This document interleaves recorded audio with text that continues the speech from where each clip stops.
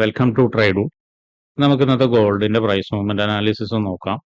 അതിനുവേണ്ടി one day ചാർട്ടാണ് എടുത്തിരിക്കുന്നത്. One day ചാർട്ടിൽ നോക്കിയാൽ കാണാം മാർക്കറ്റ് ഈ ഒരു ലെവലിന്റെ താഴെ ക്ലോസ് ചെയ്തിട്ടില്ല. ഇന്നലെയോ അതിന്റെ താഴേക്ക് ഇറങ്ങിയിട്ട് മാർക്കറ്റ് മുകളിലോട്ട് തന്നെയാണ് പോയിരിക്കുന്നത്. ഇന്നും ഓപ്പൺ ചെയ്തിട്ട് ആ ലെവലിന്റെ മുകളിലോട്ട് തന്നെയാണ് പോയിരിക്കുന്നത്. അപ്പൊ ഇന്ന് അതൊരു നല്ലൊരു സപ്പോർട്ടായിട്ട് ആക്ട് ചെയ്യാനുള്ള സാധ്യത ഉണ്ട്. അതുപോലെ അടുത്തത് മാർക്കറ്റ് എത്താൻ സാധ്യതയുള്ള ലെവൽ എന്ന് പറയുന്നത് ഈ ഒരു ഏരിയ കൂടിയാണ്. അത് കഴിഞ്ഞു കഴിഞ്ഞാൽ വീണ്ടും ഒരിക്കൽ കൂടി എത്താൻ സാധ്യതയുള്ളത് ഈ ഒരു ഏരിയയും ആണ്. അപ്പോൾ ഇത്രയാണ് നമ്മൾ വൺ ഡേ ചാർട്ടിൽ മാർക്ക് ചെയ്യുന്നത്. ഇനി നമുക്ക് ചെറിയ ടൈം ഫ്രെയിമിലേക്ക് പോകാം. അതിനു മുന്നേ ഇന്നത്തെ പ്രധാനപ്പെട്ട ന്യൂസുകൾ എന്തൊക്കെയാണെന്നുള്ളത് നോക്കാം.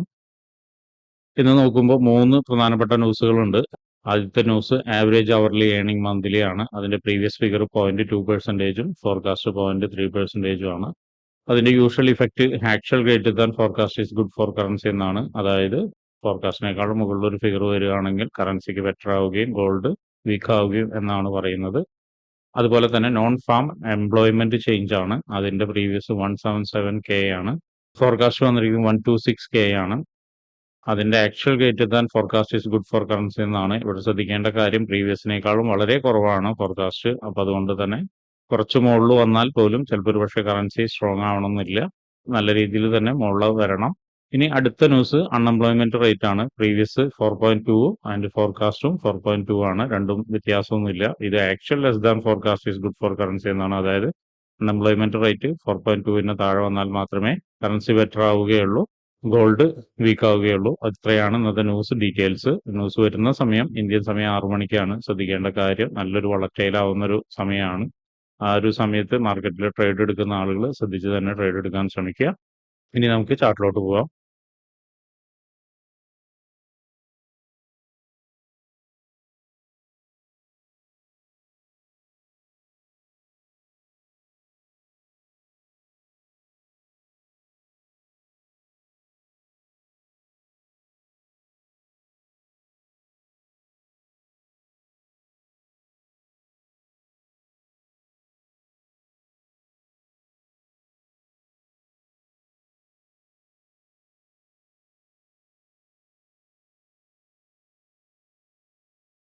വൺ അവർ ചാർട്ടിൽ പ്രധാനപ്പെട്ട കുറച്ച് ഏരിയാസ് മാർക്ക് ചെയ്തിട്ടുണ്ട്. അതിന്റെ പ്രൈസ് റേഞ്ചുകൾ നോക്കാം. താഴെ ഒരു സപ്പോർട്ട് ഏരിയ ഉണ്ട്. അതിന്റെ 3304,945 ആണ്. ആൻഡ് 3285,612. അതുപോലെ തന്നെ ഒരു FEG ഉണ്ട്. FEGയുടെ 3342,976. അതുപോലെ തന്നെ 3324.277. അതുപോലെ തന്നെ ഇവിടെ ഒരു റെസിസ്റ്റൻസ് ഏരിയ ഉണ്ട്. അതിന് 3415,554. അതുപോലെ 3452,001. ഇത്രയാണ് വൺ അവർ ചാർട്ടിലെ പ്രധാനപ്പെട്ട ഏരിയാസ് മാർക്ക് ചെയ്യുന്നത്. ഇനി നമുക്ക് 50 മിനിറ്റ്സിലോട്ട് പോയിട്ട് എൻട്രി സാധ്യതകൾ എന്തെങ്കിലും ഉണ്ടോ നോക്കാം. 50 മിനിറ്റ്സിലോട്ട് വരുന്ന സമയത്ത് ഈ ഒരു ലെവലിലൊരു റെസിസ്റ്റൻസ് ഉണ്ട്. ആ റെസിസ്റ്റൻസിനെ മാർക്ക് ചെയ്തിടുന്നുണ്ട്. ആൻഡ് അതിൻ്റെ ഒരു കളറും ചേഞ്ച് ചെയ്തിടുന്നുണ്ട്.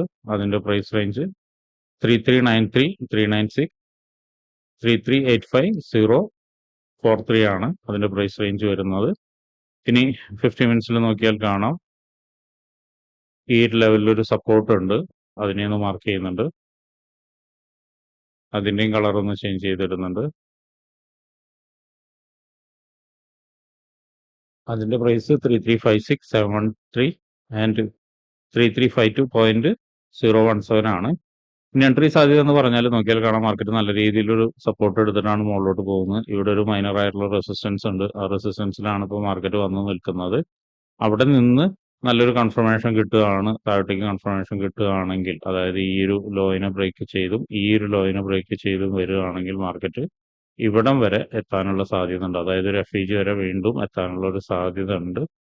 അതും ബ്രേക്ക് ചെയ്ത് താഴോട്ടേക്ക് വരികയാണെങ്കിൽ വീണ്ടും മാർക്കറ്റ് എത്താനുള്ള ഒരു സാധ്യതയുള്ള ഒരു ഏരിയ എന്ന് പറയുന്ന ഒരു സപ്പോർട്ട് ഏരിയ ആണ്. ഇത് ബ്രേക്ക് ചെയ്തിട്ട് ഒരു പക്ഷെ കുറച്ച് നേരം ഇങ്ങനെ നിന്നിട്ടായിരിക്കും എത്താനുള്ള സാധ്യത. അല്ലെങ്കിൽ ഒരു ഡയറക്റ്റ് തന്നെ വന്നിട്ട് ഒരു റീടെസ്റ്റ് വന്നിട്ടായിരിക്കും ഇവിടെ എത്താനുള്ള സാധ്യത. അങ്ങനെ ഇവിടെ വരികയാണെങ്കിൽ വീണ്ടും മാർക്കറ്റ് ഒരിക്കൽ കൂടി മുകളിലോട്ട് അപ്പിലേക്ക് നമുക്ക് എക്സ്പെക്ട് ചെയ്യാം. അങ്ങനെ വരുന്ന സമയത്ത് ഇവിടെ നിന്നൊരു കൺഫർമേഷൻ എടുത്തിട്ട് ഒരുപക്ഷെ വീണ്ടും ഈ റീടെസ്റ്റ് ഇവിടേക്ക് വരാം. വന്നതിന് ശേഷമായിരിക്കാം മാർക്കറ്റ് താഴോട്ടേക്ക് ഒന്ന് ഇറങ്ങിയിട്ട് ഈ ലെവൽ ബ്രേക്ക് ചെയ്യുന്നത്. ഈ ലെവൽ ബ്രേക്ക് ചെയ്താൽ നമുക്ക് വീണ്ടും നല്ലൊരു സ്ട്രോങ് ആയിട്ടുള്ള ഒരു അപ്പ് മൂവ്മെന്റ് നമുക്ക് എക്സ്പെക്ട് ചെയ്യാവുന്നതാണ്. അതിന്റെ ഒരു ടാർഗറ്റ് എന്നൊക്കെ പറയുന്നത് ഈ ഒരു റെസിസ്റ്റൻസ് നമ്മൾ നേരത്തെ മാർക്ക് ചെയ്ത ഈ റെസിസ്റ്റൻസ് 50 മിനിറ്റ്സിന്റെ റെസിസ്റ്റൻസ് അതും ബ്രേക്ക് ചെയ്ത് കഴിഞ്ഞാൽ അടുത്ത ഈ ഒരു ഹയർ ടൈം ഫ്രെയിമിന്റെ റെസിസ്റ്റൻസ് വരെയൊക്കെ എത്താനുള്ള സാധ്യത കാണുന്നുണ്ട്. ഇതേ ഒരു ആക്ഷൻ ഇവിടെയും സംഭവിക്കാനുള്ള സാധ്യതയുണ്ട്. ഒരുപക്ഷെ ഒന്ന് ചെറുതായി താഴോട്ടേക്ക് ഇറങ്ങി ഒരിക്കൽ കൂടി ഇവിടെ നിന്ന് സപ്പോർട്ട് എടുത്തിട്ട് മാർക്കറ്റ് വീണ്ടും ഈ ലെവൽ വരെ വരാനുള്ള സാധ്യത കാണുന്നുണ്ട്. ഈ ലെവൽ മീൻസ് നേരത്തെ വരച്ച 50 മിനിറ്റ്സിന്റെ റെസിസ്റ്റൻസ് ഏരിയ വരെ വന്നിട്ട് ഒന്ന് താഴോട്ടേക്ക് ഒന്ന് ഇറങ്ങി വീണ്ടും ഒരു റീടെസ്റ്റ് എടുത്തിട്ട് ഇത് ബ്രേക്ക് ചെയ്തിട്ട് മുകളിലോട്ട് പോവുകയാണെങ്കിൽ വീണ്ടും ഈ റെസിസ്റ്റൻസ് ഏരിയ വരെ വരാം. ആ റെസിസ്റ്റൻസ് ഏരിയ വന്നു കഴിഞ്ഞാൽ ഒരുപക്ഷെ മാർക്കറ്റ് ചിലപ്പോൾ ഒന്ന് അത്യാവശ്യം മോശമില്ലാത്ത രീതിയിൽ ഒന്ന് താഴോട്ടേക്ക് ഇറങ്ങാനുള്ള സാധ്യത കാണുന്നത്. അത് ചിലപ്പോഴാണ്. കാരണം എന്താണെന്ന് വെച്ചിട്ടുണ്ടെങ്കിൽ മാർക്കറ്റ് താഴെ നിന്ന് വളരെ സ്ട്രോങ് ആയിട്ടായിരിക്കും കയറി വരിക. അപ്പോൾ അവിടെ നിന്നിട്ട് ഒരുപക്ഷെ ഒന്ന് ചെറുതായിട്ടൊന്ന് കൺസോൾട്ടേഷൻ നടന്നിട്ട് ഒരു ബ്രേക്ക് തരും. അല്ലെങ്കിൽ മാർക്കറ്റ് ഒന്ന് താഴോട്ടേക്ക് ഇറങ്ങിയിട്ട് ഇതുപോലെ ഒന്ന് താഴോട്ടേക്ക് ഇറങ്ങി കഴിഞ്ഞതിന് ശേഷം ഒരു സപ്പോർട്ട് എടുത്തിട്ട് വീണ്ടും മാർക്കറ്റ് മുകളിലോട്ട് പോയി ബ്രേക്ക് ചെയ്തിട്ടായിരിക്കും പോകുന്നത്.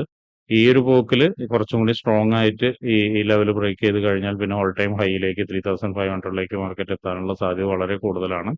അപ്പൊ ഇത്രയാണ് ഇന്നത്തെ ഗോൾഡിന്റെ പ്രൈസ് മൂവ്മെന്റ് അനാലിസിസ്. ട്രേഡ് എടുക്കുന്ന എല്ലാവരും നോക്കിയും കണ്ടും തന്നെ ട്രേഡ് എടുക്കാൻ ശ്രമിക്കുക.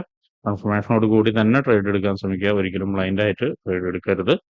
അപ്പൊ ഇങ്ങനെയുള്ള കാര്യങ്ങളൊക്കെ നിങ്ങൾക്ക് പഠിക്കാൻ താല്പര്യമുണ്ടെങ്കിൽ ട്രേഡ് റൂട്ടുമായിട്ട് ബന്ധപ്പെടാം. അത് ഫ്രീ ആയി ട്രേഡിങ്ങിന്റെ കാര്യങ്ങളൊക്കെ നിങ്ങൾക്ക് പഠിക്കാവുന്നതാണ്.